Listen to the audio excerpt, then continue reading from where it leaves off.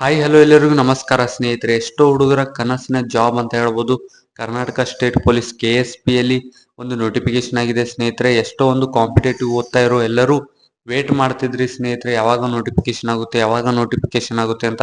KSP Karnataka state police ಅಲ್ಲಿ 2165 ಪೋಸ್ಟ್ಗೆ job hire ಆಗಿದೆ. ಈ ಒಂದು ವೇಕೆನ್ಸಿಗಳಿಗೆ ಯಾವ ತರ ಒಂದು ಡಿವೈಡ್ ಆಗಿದೆ, ಪೋಸ್ಟ್ಗಳು ಯಾವ ತರ ಡಿವೈಡ್ ಆಗಿದೆ, ಈ ಒಂದು ಜಾಬ್ ಬಗ್ಗೆ ಸಂಪೂರ್ಣ ಮಾಹಿತಿಯನ್ನ ಇವತ್ತಿನ ಈ ಒಂದು ವಿಡಿಯೋದಲ್ಲಿ ತಿಳಿಸ್ಕೊಡ್ತಾ ಹೋಗ್ತೀನಿ. ವಿಡಿಯೋನ ಕೊನೆವರೆಗೂ ನೋಡಿ, ಎಲ್ಲಿಯೂ ಕೂಡ ಸ್ಕಿಪ್ ಮಾಡಬೇಡಿ. ಮತ್ತೆ ನೀವೇನಾದ್ರೂ ಫಸ್ಟ್ ಟೈಮ್ ನಮ್ಮ ಒಂದು ಯೂಟ್ಯೂಬ್ ಚಾನಲ್ ಬಂದಿದ್ರೆ ಇದೇ ತರ ಹೆಚ್ಚಿನ ಇನ್ಫಾರ್ಮೇಟಿವ್ ವಿಡಿಯೋಸ್ಗಳು ಬೇಕಾದ್ರೆ ನಮ್ಮ ಒಂದು ಚಾನಲ್ಗೆ ಸಬ್ಸ್ಕ್ರೈಬ್ ಮಾಡ್ಕೊಳ್ಳಿ. ಮತ್ತೆ ಆದಷ್ಟು ಈ ಒಂದು ವಿಡಿಯೋನ ನಿಮ್ಮ ಫ್ರೆಂಡ್ಸ್ ಯಾರ್ಯಾರೆಲ್ಲ KSP ಒಂದು ನೋಟಿಫಿಕೇಶನ್ಗೆ ವೇಟ್ ಮಾಡ್ತಿದ್ರು ಮತ್ತೆ ಯಾರ್ಯಾರೆಲ್ಲ ಕಾಂಪಿಟೇಟಿವ್ ಓದ್ತಿದ್ದಾರೆ ಅವರಿಗೆಲ್ಲ ಶೇರ್ ಮಾಡಿ ಅಂತ ಹೇಳ್ತಾ ನಿಮ್ಮ ಒಂದು ಟೈಮ್ ಅನ್ನ ವೇಸ್ಟ್ ಮಾಡದೆ ಇವತ್ತಿನ ಈ ಒಂದು ವಿಡಿಯೋನ ಸ್ಟಾರ್ಟ್ ಮಾಡೋಣ ಬನ್ನಿ ಸ್ನೇಹಿತರೆ. KSP ರಿಕ್ವೈರ್ಮೆಂಟ್ 2025 ಅಂದ್ರೆ ಕರ್ನಾಟಕ ಸ್ಟೇಟ್ ಪೊಲೀಸ್ ಅಲ್ಲಿ ಒಂದು ಜಾಬ್ ಹೈರ್ ಆಗಿರುವಂತದ್ದು ಸ್ನೇಹಿತರೆ. ಒಟ್ಟಾರೆಯಾಗಿ 2165 ಪೋಸ್ಟ್ ಗಳಿಗೆ ಜಾಬ್ ಹೈರ್ ಆಗಿರುವಂತದ್ದು. ಪೋಸ್ಟ್ ನೇಮ್ ಬಂದ್ಬಿಟ್ಟು ಸ್ನೇಹಿತರೆ ಸ್ಪೆಷಲ್ RPC ಪೋಸ್ಟ್ಸ್ ಅಂತ ನೋಡ್ಕೋಬಹುದು ಸ್ನೇಹಿತರೆ. ಆರ್ಗನೈಸೇಷನ್ ನೇಮ್ ಬಂದ್ಬಿಟ್ಟು ಕರ್ನಾಟಕ ಸ್ಟೇಟ್ ಪೊಲೀಸು. ಆಲ್ರೆಡಿ ಹೇಳಿದಾಗೆ KSP ಅಲ್ಲಿ ಒಂದು ನೋಟಿಫಿಕೇಶನ್ ಆಗಿದೆ. ನಂಬರ್ ಆಫ್ ಪೋಸ್ಟ್ ಬಂದ್ಬಿಟ್ಟು 2165 ಪೋಸ್ಟ್ಗಳು. Job location all over Karnataka ಇರುತ್ತೆ, ನೀವು ಎಲ್ಲಿ ಬೇಕಾದ್ರೂ ಅಪ್ಲೈ ಮಾಡ್ಕೋಬಹುದು ಸ್ನೇಹಿತರೆ. ಪೋಸ್ಟ್ ನೇಮ್ ಬಂದ್ಬಿಟ್ಟು SRPC ಅಂತ, ಪೋಸ್ಟ್ ನೇಮ್ ಬಂದ್ಬಿಟ್ಟು ಸ್ಪೆಷಲ್ RPC ಅಂತ. ಮತ್ತೆ salary as per the KSP norms ಅಂದ್ರೆ ಕರ್ನಾಟಕ ಸ್ಟೇಟ್ ಪೊಲೀಸ್ ಅಲ್ಲಿ ನೀವು ಯಾವ ಒಂದು ಜಾಬ್ಗೆ ಸೆಲೆಕ್ಟ್ ಆಗ್ತೀರಾ ಆ ಒಂದು ಜಾಬ್ ತಕ್ಕಂಗೆ ನಿಮ್ಗೆ ಸ್ಯಾಲರಿ ವೇರಿ ಆಗ್ತಾ ಹೋಗುತ್ತೆ. ಈಗ ಯಾವ ತರ ಒಂದು ಡಿವೈಡ್ ಆಗಿದೆ ಅಂತ ನೋಡೋಣ. ಪೋಸ್ಟ್ಗಳು ಯಾವ ತರ, ಎಷ್ಟಿಷ್ಟು ಪೋಸ್ಟ್ಗಳು ಯಾವ ತರ ಡಿವೈಡ್ ಆಗಿದೆ ಅಂತ ನೋಡೋಣ. ಮೊದಲನೇದಾಗಿ ಸ್ಪೆಷಲ್ RPC ಮೇಲ್ ಅಂತ, special RPC female, special RPC ಮೇಲ್ ಅಂತ. ಈ ರೀತಿ ಮೇಲ್ ಫಿಮೇಲ್ ಅಂದ್ರೆ ಪುರುಷರಿಗೆ ಮತ್ತೆ ಮಹಿಳೆಯರಿಗೆ ಸಪರೇಟ್ ಆದಂತ ಒಂದು ಪೋಸ್ಟ್ಗಳು ಬಿಟ್ಟಿರುವಂತದ್ದು ನೋಡ್ಕೋಬಹುದು ಸ್ನೇಹಿತರೆ. ಫಸ್ಟ್ ಬೆಟಾಲಿಯನ್ ಬೆಂಗಳೂರಲ್ಲಿ 149 ಪೋಸ್ಟ್ಗಳು, ಸೆಕೆಂಡ್ ಬೆಟಾಲಿಯನ್ ಬೆಳಗಾವಿನಲ್ಲಿ 175, ಥರ್ಡ್ ಬೆಟಾಲಿಯನ್ ಬೆಂಗಳೂರಿನಲ್ಲಿ 110. ಇದೇ ತರ ಒಂದಿಷ್ಟು ಪೋಸ್ಟ್ಗಳು ಡಿವೈಡ್ ಆಗಿದೆ ಸ್ನೇಹಿತರೆ. ವಿಡಿಯೋನ ಪಾಸ್ ಮಾಡಿಬಿಟ್ಟಾದ್ರೂ ನೋಡ್ಕೊಳ್ಳಿ, ಅಥವಾ ಕೆಳಗಡೆ ಡಿಸ್ಕ್ರಿಪ್ಷನ್ ಬಾಕ್ಸ್ ಅಲ್ಲಿ KSP ಡಿಟೇಲ್ಡ್ PDF ಲಿಂಕ್ ಅಂತ ಕೊಟ್ಟಿದ್ದೀನಿ, ಅದ್ರ ಮೇಲೆ ಆದ್ರೂ ಕ್ಲಿಕ್ ಮಾಡ್ಕೊಂಡ್ಬಿಟ್ಟು ನೋಡ್ಕೊಳ್ಳಿ ಸ್ನೇಹಿತರೆ. ಮೇಲ್ ಮತ್ತೆ ಫಿಮೇಲ್ಗೆ ಸಪರೇಟ್ ಆದಂತ ಒಂದು ವೇಕೆನ್ಸಿಗಳು ಬಂದಿರುವಂತದ್ದು.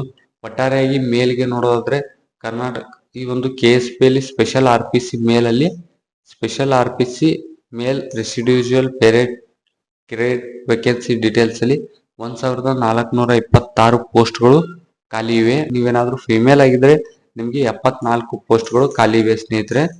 ಇದೇ ಒಂದು ಸ್ಪೆಷಲ್ RPC ಲಿ ಫಿಮೇಲ್ಸ್ ಗಳಿಗೆ 74 ಪೋಸ್ಟ್ಗಳು ಖಾಲಿ ಇವೆ. ಮೇಲ್ಸ್ ಗಳಿಗೆ ಪುರುಷರಿಗೆ 1426 ಪೋಸ್ಟ್ಗಳು ಒಟ್ಟಾರೆಯಾಗಿ ಖಾಲಿ ಇರುವಂತದ್ದು. ಇನ್ನು ನೆಕ್ಸ್ಟ್ ಬಂದ್ಬಿಟ್ಟು ಸ್ಪೆಷಲ್ RPC ಮೇಲ್ ಕಲ್ಯಾಣ ಕರ್ನಾಟಕ ಕೇಡರ್ ವೇಕೆನ್ಸಿ.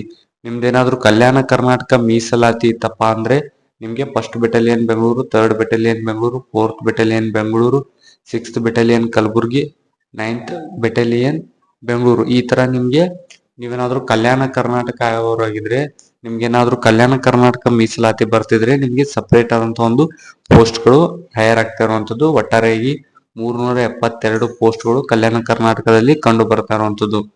ಅದರಲ್ಲೇ ಕಲ್ಯಾಣ ಕರ್ನಾಟಕದಲ್ಲಿ ಮೇಲ್ ಮತ್ತೆ ಫಿಮೇಲ್ ಡಿವೈಡ್ ಆಗಿದೆ ಸ್ನೇಹಿತರೆ. ಮೇಲ್ಸ್ ಗಳಿಗೆ 372 ಪೋಸ್ಟ್ಗಳು ಮತ್ತೆ ಫಿಮೇಲ್ಸ್ಗೆ 73 ಪೋಸ್ಟ್ಗಳು ಸಪರೇಟ್ ಆಗಿ ಡಿವೈಡ್ ಆಗಿದೆ ಅಂತ ಹೇಳ್ಬೋದು. ಇನ್ನು ನೆಕ್ಸ್ಟ್ ಬಂದ್ಬಿಟ್ಟು special RPC Kalyana Karnataka Indian reserve force ಅಂತ ಒಂದು ಸಪರೇಟ್ ಆದಂತ ಒಂದು ಪೋಸ್ಟ್. ಇದರಲ್ಲಿ ಮೇಲ್ ಫಿಮೇಲ್ ಎಲ್ಲ ಕಂಬೈನ್ ಮಾಡಿಬಿಟ್ಟು 220 ಪೋಸ್ಟ್ಗಳು ಖಾಲಿ ಇವೆ ಸ್ನೇಹಿತರೆ. ಈ 220 ನೀವು ಮೇಲ್ ಆದ್ರೂ ಹಾಕ್ಬೋದು, ಫಿಮೇಲ್ ಆದ್ರೂ ಹಾಕ್ಬೋದು, ಎರಡು ಕಂಬೈನ್ ಮಾಡಿಬಿಟ್ಟು ಈ ಒಂದು special RPC Kalyana Karnataka Indian reserve force ಅಂತ ಸಪರೇಟ್ ಆದಂತ ಒಂದು ಪೋಸ್ಟ್ ಬಿಟ್ಟಿದ್ದಾರೆ. ಇದರಲ್ಲಿ 220 ಪೋಸ್ಟ್ಗಳು ಖಾಲಿ ಇವೆ ಸ್ನೇಹಿತರೆ. ಇಂಡಿಯನ್ ರಿಸರ್ವ್ ಫೋರ್ಸ್ ಮುನಿರಾಬಾದ್ ಅಂತ. ಇನ್ನ ನೆಕ್ಸ್ಟ್ ಬಂದ್ಬಿಟ್ಟು Karnataka state police requirement 2025 eligibility details. ಈ ಒಂದು ಜಾಬ್ಗೆ ಅಪ್ಲೈ ಮಾಡ್ಬೇಕಪ್ಪ ಅಂತ ಅನ್ಕೊಂಡಿದ್ರೆ ನಿಮ್ದು ಕ್ವಾಲಿಫಿಕೇಶನ್ ಏನಾಗಿರ್ಬೇಕು, ಎಷ್ಟು ಏಜ್ ಅಂತ ನೋಡೋದಾದ್ರೆ ಮೊದಲನೇದಾಗಿ ಎಜುಕೇಶನ್ ಕ್ವಾಲಿಫಿಕೇಶನ್ ಬಂದ್ಬಿಟ್ಟು ಸ್ನೇಹಿತರೆ ಆಸ್ ಪರ್ ದಿ KSP ನೀವು ಮಿನಿಮಮ್ ಆಗಿ 10th ಮತ್ತೆ 12th ಕಂಪ್ಲೀಟ್ ಆಗಿರ್ಬೇಕು. ನಿಮ್ದೇನಾದ್ರೂ 10th ಕಂಪ್ಲೀಟ್ ಆಗಿಬಿಟ್ಟು 12th ಕಂಪ್ಲೀಟ್ ಆಗಿಲ್ಲ ಅಂದ್ರೆ ಬರೋದಿಲ್ಲ ಸ್ನೇಹಿತರೆ. ಏನಕ್ಕಪ್ಪ ಅಂದ್ರೆ 12th ಫೇಲ್ ಆದ್ರೂ ನಡೆಯುತ್ತೆ ಸ್ನೇಹಿತರೆ. ಒಟ್ಟಾರೆಯಾಗಿ ನಿಮ್ಗೆ ಮಿನಿಮಮ್ ಆಗಿ ಏಜ್ 18 ಆದ್ರೆ ಸಾಕು ಸ್ನೇಹಿತರೆ. ನೀವು 10th ಮತ್ತೆ 12th ಎನಿ ರೆಕಗ್ನೈಸ್ಡ್ ಬೋರ್ಡ್, ನೀವು ಕರ್ನಾಟಕ ಬಿಟ್ಟು ಬೇರೆ ಕಡೆ ಕಲ್ತಿದ್ರು ಕೂಡ ನೀವು ಕರ್ನಾಟಕ ಬಿಟ್ಟು ಬೇರೆ ಕಡೆ 10th ಮುಗಿಸಿದ್ರೆ 10th ಕಂಪ್ಲೀಟ್ ಮಾಡ್ಕೊಂಡಿದ್ರೆ ನೀವು ಎಲಿಜಿಬಲ್ ಆಗ್ತೀರಾ ಸ್ನೇಹಿತರೆ. ಒಟ್ಟಿನಲ್ಲಿ ಅದು ರೆಕಗ್ನೈಸ್ಡ್ ಬೋರ್ಡ್ ಅಥವಾ ಯೂನಿವರ್ಸಿಟಿಯಿಂದ ನಿಮಗೆ ಸರ್ಟಿಫಿಕೇಟ್ ಇದ್ದಿರಬೇಕು, 10th ಸರ್ಟಿಫಿಕೇಟ್. ಮತ್ತೆ ಇನ್ನು ಏಜ್ ಲಿಮಿಟ್ ನೋಡೋದಾದ್ರೆ ಎರಡನೇ ಆಪ್ಷನ್ ಏಜ್ ಲಿಮಿಟ್. ನೀವೇನಾದ್ರೂ ಈ ಒಂದು ಪೋಸ್ಟ್ಗೆ ಅಪ್ಲೈ ಮಾಡ್ಬೇಕಪ್ಪ ಅಂದ್ರೆ ನಿಮಗೆ minimum 18 years, maximum 25 years. 18 to 25 ಮಧ್ಯದಲ್ಲಿ ಯಾರ್ಯಾರು ಇರ್ತೀರಾ, 18 ಆದ್ರೂ ಕೂಡ 18 ಹಿಡ್ಕೊಂಡು 18 to 25 ಮಿನಿಮಮ್ ಆಗಿ 18 ಮತ್ತೆ ಮ್ಯಾಕ್ಸಿಮಮ್ ಆಗಿ 25 ಇಯರ್ಸ್ ಆಗಿರ್ಬೇಕು. ಇನ್ನು ನೆಕ್ಸ್ಟ್ ಏಜ್ ರಿಲ್ಯಾಕ್ಸೇಷನ್. ನಿಮ್ದೇನಾದ್ರೂ category 2A, 2B, 3A, 3B ಆಗಿದ್ರೆ ನಿಮ್ಗೆ 3 ವರ್ಷ ಅಂದ್ರೆ 28 ವರ್ಷದವರೆಗೂ ನೀವು ಅಪ್ಲೈ ಮಾಡ್ಕೋಬಹುದು. ಏಜ್ ರಿಲ್ಯಾಕ್ಸೇಷನ್ ಎಷ್ಟು ಕೊಟ್ಟಿದ್ದಾರೆ ಅಂದ್ರೆ 3 ವರ್ಷ. ನಿಮ್ಗೆ 25 ವರ್ಷ ಆದ್ಮೇಲೆ ಮತ್ತೆ 3 ವರ್ಷ ಜಾಸ್ತಿ ಆಗಿದ್ರು ಕೂಡ ನೀವೇನಾದ್ರೂ 2A, 2B, 3B, 3A ನಲ್ಲಿ ಬರ್ತಿದ್ರೆ ನಿಮ್ಗೆ 3 ವರ್ಷ ಏಜ್ ರಿಲ್ಯಾಕ್ಸೇಷನ್ ಸಿಗುತ್ತೆ. ಇನ್ನ ನಿಮ್ದೇನಾದ್ರೂ SC/ST ಇದ್ರೆ 25 ಅಂತ ಮಿನಿಮಮ್ ಕೊಟ್ಟಿದಾರಲ್ಲ, ನೀವು 30 ವರ್ಷದವರೆಗೂ ನೀವು ಅಪ್ಲೈ ಮಾಡ್ಕೋಬಹುದು. ಎಕ್ಸ್ಟ್ರಾ 5 ಇಯರ್ಸ್ ಆ್ಯಡ್ ಆಗುತ್ತೆ. ಇನ್ನು ನೆಕ್ಸ್ಟ್ ಬಂದ್ಬಿಟ್ಟು ಅಪ್ಲಿಕೇಶನ್ ಫೀಸ್. ಯಾವುದೇ ತರ ಒಂದು ಅಪ್ಲಿಕೇಶನ್ ಫೀಸ್ ಇರೋದಿಲ್ಲ ಸ್ನೇಹಿತರೆ, ನೋ ಅಪ್ಲಿಕೇಶನ್ ಫೀಸ್ ಅಂತ ಹೇಳ್ಬೋದು, ಒಳ್ಳೆ ವಿಷಯ ಅಂತಾನೆ ಹೇಳ್ಬೋದು. ಇನ್ನು ನೆಕ್ಸ್ಟ್ ಬಂದ್ಬಿಟ್ಟು ಸೆಲೆಕ್ಷನ್ ಪ್ರೋಸೆಸ್ ನೋಡೋದಾದ್ರೆ ಮೊದಲು ರಿಟರ್ನ್ ಎಕ್ಸಾಮಿನೇಷನ್ ಇರುತ್ತೆ, ನಂತರ ಎಂಡರೆನ್ಸ್ ಟೆಸ್ಟ್, ಅದಾದ್ಮೇಲೆ ಫಿಸಿಕಲ್ ಸ್ಟ್ಯಾಂಡರ್ಡ್ ಟೆಸ್ಟ್, ಅದಾದ ನಂತರ ಇಂಟರ್ವ್ಯೂ.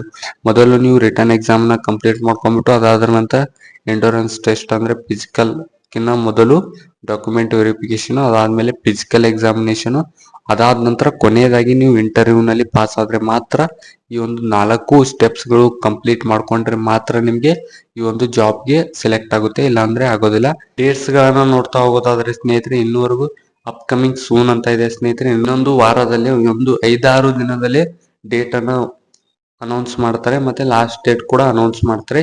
ಇದೇ ತರ ಅಪ್ಡೇಟ್ಸ್ ಗಳಿಗಾಗಿ ಈ ಒಂದು ಜಾಬ್ ಬಗ್ಗೆ ಏನೇ ಒಂದು ಅಪ್ಡೇಟ್ ಇದ್ರು ನಾನು ಇನ್ಸ್ಟಾಗ್ರಾಮ್ ಅಲ್ಲಿ ಅಪ್ಲೋಡ್ ಮಾಡ್ತಾ ಇರ್ತೀನಿ ಅಥವಾ ನನ್ನ ಟೆಲಿಗ್ರಾಮ್ ಅಲ್ಲಿ ಅಪ್ಲೋಡ್ ಮಾಡ್ತಾ ಇರ್ತೀನಿ ಸ್ನೇಹಿತರೆ. ಅಲ್ಲಿ ಕೂಡ ಜಾಯ್ನ್ ಆಗ್ಬಿಟ್ಟು ಯಾವಾಗ ಡೇಟ್ ಸ್ಟಾರ್ಟ್ ಆಗುತ್ತೆ ಮತ್ತೆ ಯಾವ ತರ ಅಪ್ಲೈ ಮಾಡೋದು ಅಂತ ಅದರಲ್ಲಿ ನಿಮ್ಗೆ ಗೊತ್ತಾಗುತ್ತೆ, ಅಂದ್ರೆ ಬೇಗ ಗೊತ್ತಾಗುತ್ತೆ ಸ್ನೇಹಿತರೆ. ಇದಿಷ್ಟು ಈ ಒಂದು ವಿಡಿಯೋದಲ್ಲಿ ತಿಳಿಸ್ಕೊಡ್ತಾ ಇದ್ದೀನಿ. ಇದೇ ರೀತಿಗೆ ಹೆಚ್ಚಿನ ಇನ್ಫಾರ್ಮೇಟಿವ್ ವಿಡಿಯೋಸ್ಗಾಗಿ ನಮ್ಮ ಒಂದು ಚಾನಲ್ಗೆ ಸಬ್ಸ್ಕ್ರೈಬ್ ಮಾಡ್ಕೊಳ್ಳಿ. ಆದಷ್ಟು ಈ ಒಂದು ವಿಡಿಯೋನ ನಿಮ್ಮ ಫ್ರೆಂಡ್ಸಿಗೂ ಶೇರ್ ಮಾಡಿ ಅಂತ ಹೇಳ್ತಾ ಸಿಗೋಣ ಮುಂದಿನ ವಿಡಿಯೋದಲ್ಲಿ ಸ್ನೇಹಿತರೆ.